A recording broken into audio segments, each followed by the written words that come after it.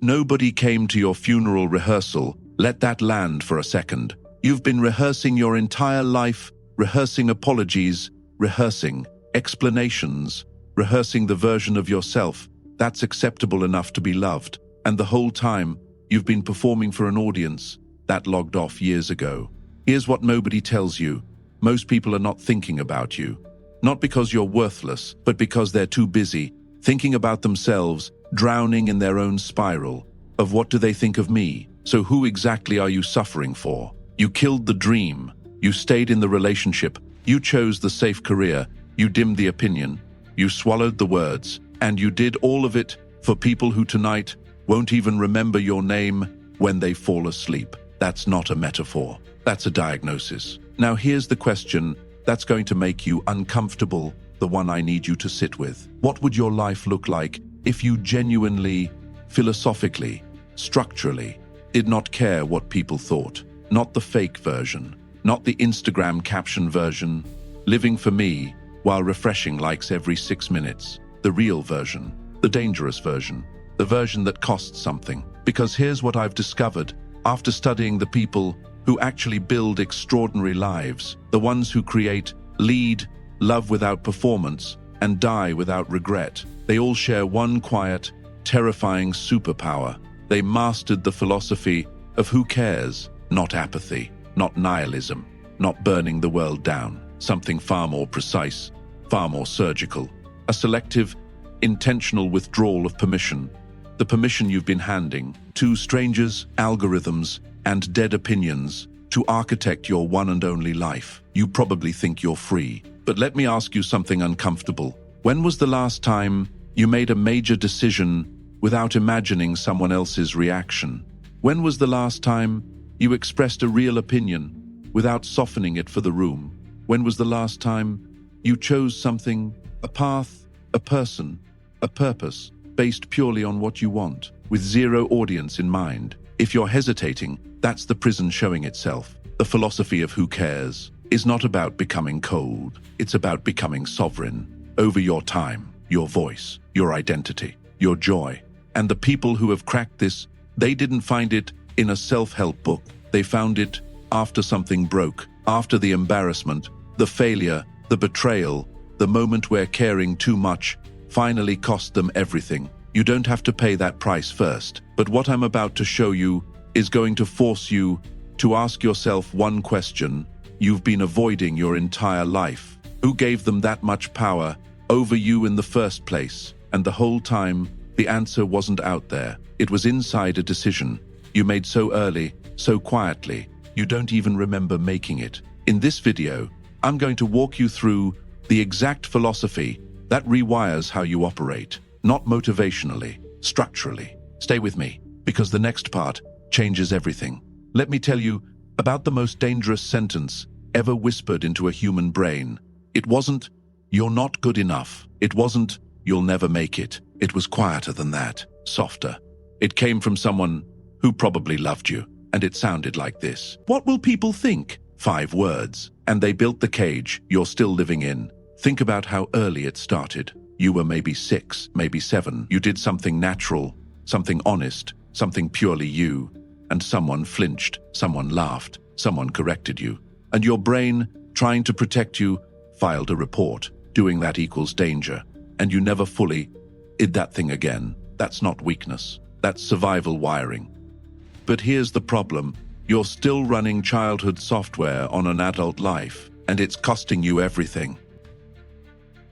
Ask yourself this right now, and be honest. How many versions of yourself do you carry around? The work version, the family version, the social media version, the version you are when someone attractive walks in the room, the version you perform when your parents call. How exhausting is that? How utterly, silently exhausting. Most people never stop to count the masks. They just keep adding new ones, because every new room feels like a new audition. And somewhere underneath all of it, the real version of you is waiting, hungry, forgotten, and slowly getting angry.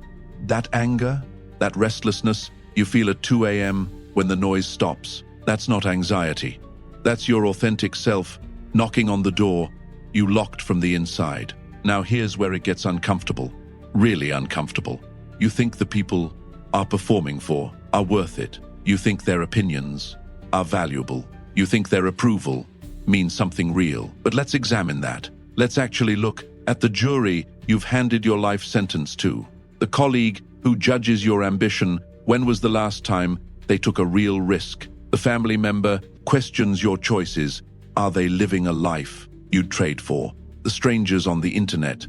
Who are you dressing for, speaking for, shrinking for? Do they pay your bills? Do they sit with you when things fall apart? Will they be there at the end? Number. They won't. You are editing yourself for people who are not even reading. That's not a metaphor. That's the most brutal math in human psychology. And once you see it, once you really see it, you cannot unsee it. So why does it still feel so impossible to stop caring? Here's why. And this is the part most people skip because it's too real. Caring what people think is not a bad habit. It's not laziness. It's not weakness of character. It is a biological survival mechanism, one that kept your ancestors alive in tribal societies where being cast out meant death. Your brain does not know the difference between social rejection and physical danger. To your nervous system, getting judged in a meeting and getting chased by a predator trigger nearly identical responses. So you're not broken, you're ancient. You're running million-year-old code in a world that no longer requires it. The question is, are you going to let prehistoric wiring write your modern story? Because here's what I've watched happen to people who finally said, enough. They stopped asking for permission. Not loudly, not dramatically, quietly, internally. They started making decisions from the inside out instead of the outside in. And here's what happened. The people who mattered stayed. The people who only showed up for the performance left, and good riddance. Here's the thing nobody warns you about. When you start shedding the need for approval, it feels like loss before it feels like freedom. There will be a moment where you say the true thing, make the real choice, show the actual version of yourself, and someone will be uncomfortable, maybe several people, and your brain will scream that you've made a mistake. You haven't. You've just threatened the agreement everyone silently had with the fake version of you. Stay with it, because on the other side of that discomfort is the only version of your life actually worth living. Now let me give you the 3 pillars of this philosophy, because who cares is not a feeling, it's a practice. First, audit your audience. Write down the 5 people whose opinions control your behavior. Now ask, have they earned that authority? Have they demonstrated the wisdom, the love, the investment to deserve a seat at your decision table?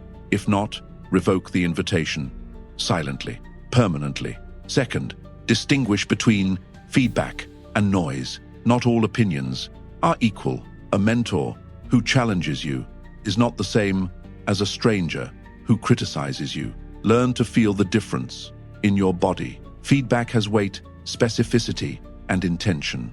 Noise is just someone else's unprocessed wound hitting your surface. Third, build a relationship with your own judgment. This is the hardest one, because most of us have outsourced our self-evaluation. For so long, we don't trust ourselves anymore. Start small. Make one decision today without consulting anyone. Feel what happens. That quiet confidence you feel afterward, that's the muscle.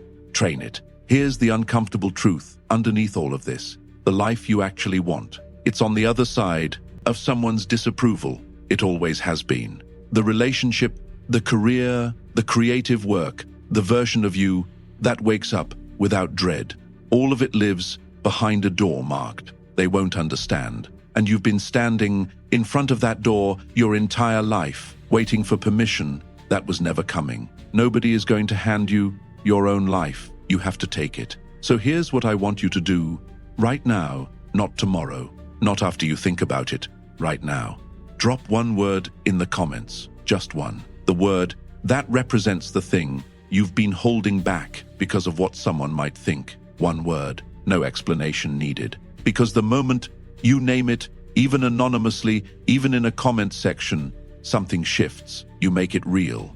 You stop protecting the cage. And if this cracked something open for you today, Share this with one person who needs to hear it, not for the numbers, for them. Because somewhere in your life, right now, someone is suffocating under the same weight, and they just need to know there's another way. The philosophy of who cares isn't the end of caring. It's the beginning of caring about the right things, starting with yourself.